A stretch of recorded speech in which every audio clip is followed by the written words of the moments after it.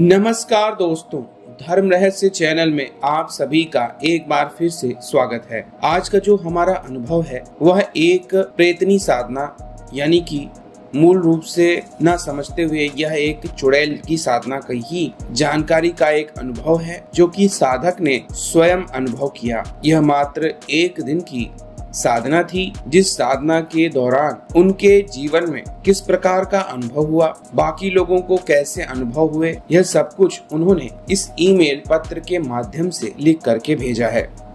तो चलिए आइए पढ़ते हैं इनके ईमेल पत्र को और जानते हैं इस अनुभव के विषय में। गुरुजी को प्रणाम, जय माता दी। गुरुजी, मैं यूपी का ही रहने वाला हूँ। आप मेरा पता जानकारी गुप्त ही रखिएगा। गुरुजी, हमारे घर पे शक्ति की पूजा होती रहती है और हमारे पापा माँ काली के भक्त हैं। ये माता काली हमारी कुलदेवी भी हैं। कई पीढ़ियों से माँ की पूजा होती आ रही है और अब भी होती ही रहती है। गुरुजी, पिछले साल 2023 में पापा ने से माँ की दीक्षा शमशान में ली थी और तब से उन्होंने माता की अर्थात माता काली की भक्ति चालू कर दी थी। शमशान भूमि में ली गई थी यह विशेष प्रकार की दीक्षा और उस दौरान मुझे भी कुछ अच्छे अनुभव हुए थे। इसके बाद फिर कुछ दिन के मैंने रतिप्रिया यक्षिणी की साधना स्वयं शुरू कर दी और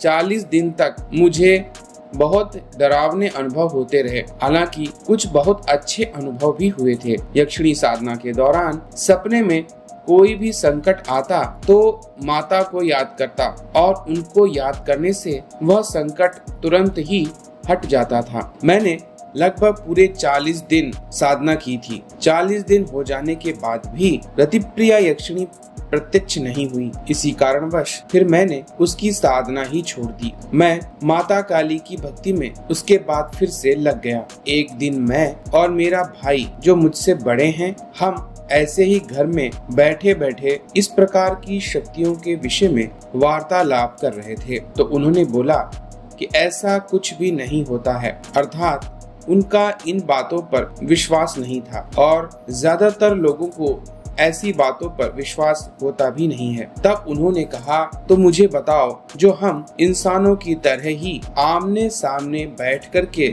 बात हो जाए। अर्थात उनका यह सोचना था कि जो चीज सामने आए और आपसे बात कर ले वही वास्तविक होता है, इसके अलावा बाकी चीजें मनगढ़ंत हैं। तब मैंने कहा ठीक है, और गुरुजी आपके ही चैनल पर एक दिन की प्रेतनी साधना पड़ी हुई थी जिसमें कपूर के द्वारा जलाकर नाई के यहाँ से लाए गए बालों को रख करके जलाया जाता था और इस साधना में मंत्र पढ़ा जाता है। और हाँ गुरुजी, यह अनुभव 2023 में आषाढ़ महीने का ही है। फिर गुरुजी, मैंने भैया से ही बालों को मंगवा लिया और कमरे में रात्रि 12 बजे से लेकर 2 बजे तक मंत्र को जपने के लिए उसमें बताया गया था और उन्होंने उस काम को बिना डर के किया। और जिस कमरे में उन्होंने इस साधना को किया था उसके आगे बारामदे में मेरे पापा जी भी उस रात्रि को सो रहे थे। सुबह भैया ने बताया कि मुझे रात्रि 1:30 बजे ऐसा लगा कि मेरा सिर बहुत ज्यादा भारी सा होने लगा है। उन्होंने बताया कि मुझे अचानक से बहुत ज्यादा डर लगने लगा था और ऐसा लगा जैसे कि कमरे में कोई सनसनी सी होने लगी है। वो डर के मारे मंत्र तो पढ़ना ही भूल गए थे और उनके मन में इतनी ज्यादा घबराहट आई कि वह वहां से उठकर भागे और दूसरे कमरे में जाकर के सो गए। पापा ने भी मुझे सुबह के समय अलग से बताया कि इस कमरे में रात को ऐसा लगा कि बाहर से बहुत तेजी से कमरे में घुसा हो। इस साधना के बारे में पापा को और मुझे और मेरे भैया को ही पता था। तो यह अनुभव वास्तविक है गुरुजी, प्रेतनी का है। और सुबह जब ये सब बातें हुई तो उस वक्त पापा जी ने मुझे डांटा भी और कहा, ये काम ऐसे ही किसी को नहीं दिए जाते हैं। पापा ने कहा, वो तो माँ भगवती काली की पूजा इस घर में होती रहती है, इसीलिए किसी को कुछ नहीं हुआ। गुरुजी, मेरा एक प्रश्न भी है, अगर किसी शक्ति को पत्नी रूप में उसकी साधना की जाए और वो सिद्ध नहीं हो तो क्या उसे छोड़कर या त्याग कर दूसरी शक्ति को संकल्प लेकर पत्नी रूप में उसकी साधना कर सकते हैं? इस अनुभव को जरूर प्रकाशित कीजिएगा गुरुजी, आपकी अति महान कृपा होगी। जय मां मरघट वाली, गुरु को नमस्ते। तो देखिए, यहाँ पर इन्होंने यह जो प्रेतनी साधना के विषय में बताया है, असल में यह एक चुड़ैल साधना है। इसमें बालों को जला करके उसका आवाहन किया जाता है। पहली बात तो यह साधना घर में बिल्कुल भी नहीं की जाती है। यह साधना किसी सुनसान या वीराने में करनी चाहिए, अन्यथा इसके परिणाम खतरनाक हो सकते हैं। और आपके पिता का यह सोचना सही है, क्योंकि अगर माता काली की पूजा आपके घर में ना हो रही होती तो बड़ी परेशानी आ सकती थी। रही बात आपके प्रश्न की कि अगर किसी शक्ति को पत्नी रूप में साधना करें और वह सिद्ध ना हो, तो सबसे पहले तो मैं यह बता दूं कि सबसे पहले जब हम किसी भी शक्ति को पत्नी के रूप में सिद्ध करने जाते हैं तो अखंडित रूप से उसकी साधना करते रहना चाहिए, क्योंकि पत्नी के रूप में ही वह शक्ति सबसे ज्यादा सिद्धि प्रदान करती है, आपकी अर्धांगिनी बनती है। इसलिए जब भी आपके मन में यह विचार आए कि मैं पत्नी रूप में इसे सिद्ध करूंगा, तो चाहे आपको 1 वर्ष लगे, 2 वर्ष लगे, 10 वर्ष लगे, आप उसकी साधना को न छोड़ें, क्योंकि पत्नी बनने के लिए बहुत बड़ा संकल्प लेना पड़ता है और वह शक्ति भी अपनी सारी दुनिया छोड़कर आपके पास आती है। इसलिए आपको उसकी साधना को अनवरत रूप से जारी रखना चाहिए, क्योंकि अगर आप किसी को अपने जीवन में अपनी पत्नी बनाने जा रहे हैं तो उसे छोड़कर दूसरी पत्नी बनाने की बात शक्तियों के द्वारा अगर आप उनके सामने रखेंगे तो आप वह शक्ति स्वयं जानेगी और समझेगी कि यह व्यक्ति कितना स्वार्थी है। ठीक वैसे ही जैसे आपने किसी लड़की से शादी की, कुछ दिनों बाद आपका उसका मतभेद हुआ, आपने उसे घर से भगा दिया या त्याग दिया और दूसरी पत्नी ले आए, दूसरी पत्नी के साथ भी यही किया, तो क्या आपको सच्चे रिश्ते की प्राप्ति कभी हो पाएगी? बिल्कुल नहीं। इसलिए पत्नी रूप में जब भी किसी की साधना के लिए व्यक्ति सोचता है तो वह शक्ति उसे इतनी पसंद होती है कि वह हमेशा के लिए उसे अपने जीवन में शामिल करना चाहता है। रही बात कुछ विशेष तरह की स्थितियों की, कि मान लिया आपका उद्देश्य केवल मोक्ष की प्राप्ति हो जाता है और ऐसी कोई शक्ति को आपने पत्नी रूप में सिद्ध करने की कोशिश की, फिर आप माया से विमुख होकर मोक्ष की ओर जाना चाहते हैं, तब उसका त्याग कर सकते हैं। त्याग की विधि या विसर्जन की विधि भी वैसी ही होती है जैसी कि सिद्ध करने की विधि होती है, तो उसे छोड़ सकते हैं। लेकिन पत्नी रूप में किसी को सिद्ध कभी भी नहीं करना चाहिए मेरे हिसाब से, कारण कि इसके अलावा फिर दूसरी किसी शक्ति के बारे में आपको फिर आजीवन नहीं सोचना चाहिए, तभी आपको वो उसकी सिद्धि मिलेगी।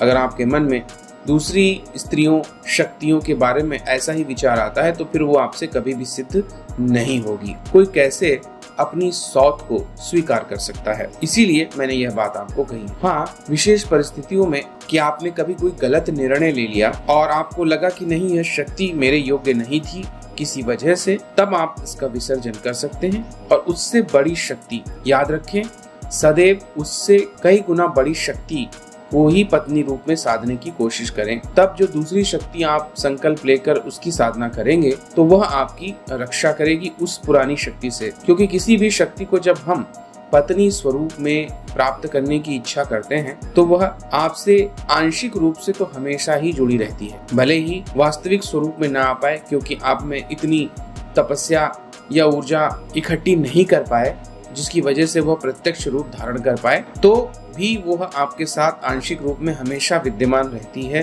और इसका अनुभव आपको हमेशा होता भी रहेगा। तो इस बात को हमेशा गंभीरता पूर्वक लीजिए। जैसे कि मैंने बताया है कि किसी भी शक्ति को पहले मित्र के रूप में ही सिद्ध करें। कुछ विशेष परिस्थितियों में किसी के पास माँ नहीं होती है तो माँ के रूप में, किसी के पास बहन नहीं होती है तो वह बहन के रूप में सिद्ध कर सकता है, और अगर आपको उससे केवल प्रेम संबंध ही चाहिए तो प्रेमिका रूप में भी सिद्ध कर सकते हैं।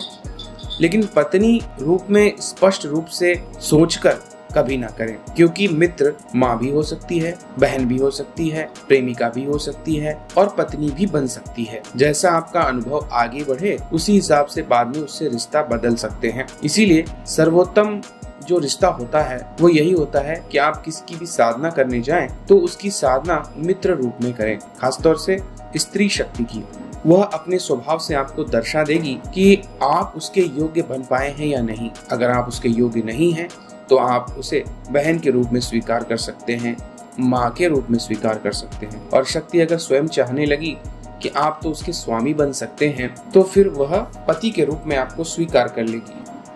पति को स्वामी कहा जाता है।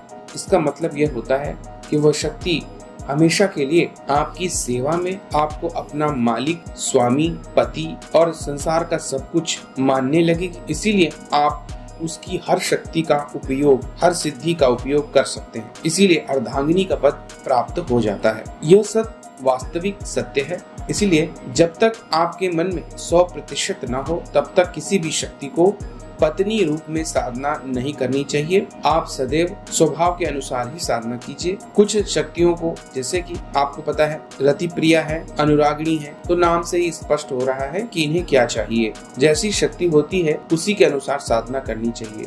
तो आप इनकी साधना प्रेमिका के या मित्र के रूप में बहुत अच्छी तरह से कर सकते हैं। लेकिन पत्नी रूप में भी वही बात आती है कि अगर पत्नी रूप में करेंगे तो उसका जो लेवल होगा वह बहुत ऊंचा हो जाता है, उसकी सामर्थ्य भी कई गुना बढ़ जाती है और वह दूसरी दुनिया को छोड़कर आपकी दुनिया में हमेशा के लिए आपके भरोसे आ जाती है। इसीलिए यह कहा जाता है किसी भी शक्ति को सीधे पत्नी रूप में नहीं स्वीकार करना चाहिए, उसे मित्र के रूप में जीवन में आने देना चाहिए और उसके बाद परिस्थितियों के हिसाब से जैसा वह आपके साथ व्यवहार करे उसी हिसाब से उससे रिश्ता कायम करना चाहिए। तो यह था एक जानकारी और साथ ही साथ एक प्रेतनी यानी चुड़ैल का अनुभव। अगर आज का वीडियो आप लोगों को पसंद आया है तो लाइक करें, शेयर करें, सब्सक्राइब करें।